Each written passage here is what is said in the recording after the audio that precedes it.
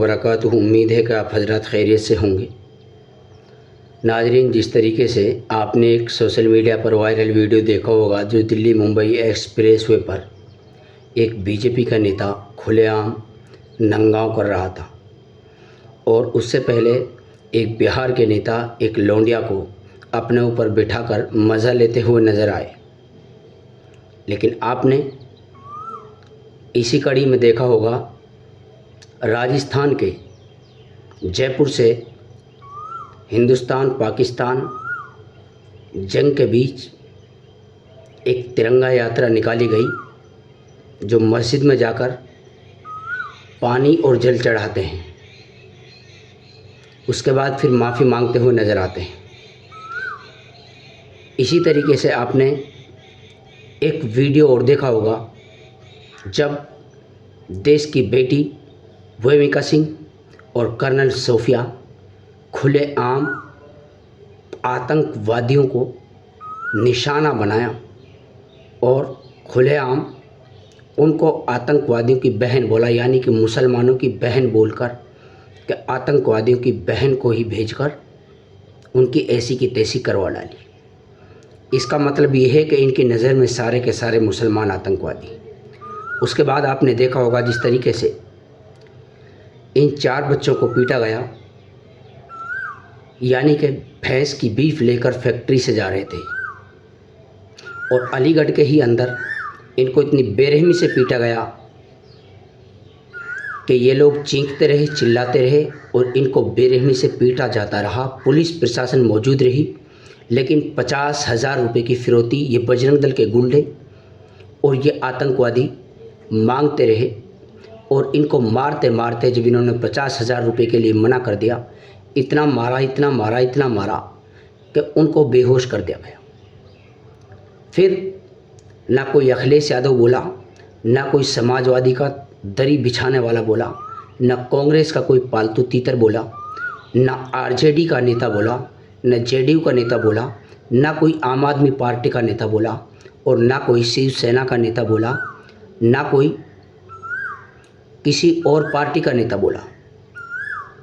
सिर्फ लोग बोले तो सिर्फ असदुद्दीन अवैसी साहब को ही गाली गलौज करते नजर आए कमेंट बॉक्सों में। इसका मतलब ये है कि जहाँ भी घटना होगी उसका जिम्मेदार असदुद्दीन अवैसी होगा।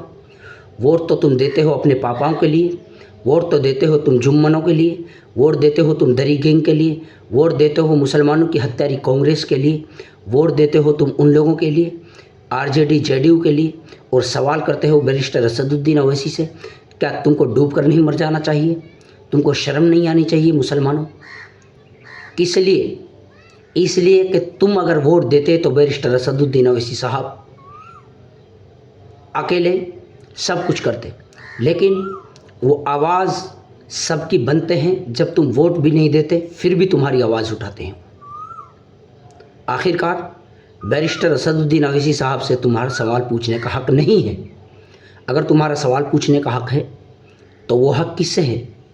वो हक है अखिलेश यादव से, वो हक है नीतीश कुमार से, वो हक है लालू प्रसाद यादव के बेटे से, वो हक है राहुल गांधी से जिसके लिए तुम दरी बिछाते हो, वो हक है आम आदमी पार्टी से। दिल्ली में जब बुलडोजर चल रहा है तो अमानतुल्लाह खान से, क्योंकि अमानतुल्लाह खान विधायक है। वहाँ तुमने असदुद्दीन अवैसी को वोट नहीं दी जिताने के लिए, अमानतुल्लाह खान को वोटें दी। अगर तुम बैरिस्टर असदुद्दीन अवैसी साहब को वोट देते तो तुम उससे पूछने के हकदार भी होते। मुसलमानों, तुम पर लानत हो। सरदार 2-2.5% होकर भी अपना एक सीएम बना सकते हैं और तुम 20 से 25% होकर, 15 से 20% होकर भी एक सीएम नहीं बना सकते। इसका मतलब ये है कि तुम बुज़दिल हो, तुम कायर हो और तुम खुद अपने ऊपर कुल्हाड़ी मार रहे हो। तुम्हें शर्म आनी चाहिए, तुम्हें डूब कर मर जाना चाहिए। तुम लोग अपनी मर्यादा में रहा करो और सिर्फ बैरिस्टर असदुद्दीन अवैसी साहब को बीजेपी की बी टीम ना बताया करो। तुम्हें याद है इम्तियाज़ जलील साहब को औरंगाबाद में कांग्रेस और सपा बसपा पार्टियों ने हराया। किस लिए? कि मुसलमान की क़यादत न खड़ी हो जाए, मुसलमान जीत ना जाए, इसलिए खुलेआम कांग्रेस ने हराया वहाँ। अब तो जुम्मनो मान जाओ तुम। हाँ, हमें पता है तुम्हारी ये बोलियां कोयल सी लगती हैं, जिस तरीके से कोयल की आवाज़ तुमको आ रही होगी जब तुम बैरिस्टर असदुद्दीन अवैसी साहब की कटती करते हो और बुराई करते हो।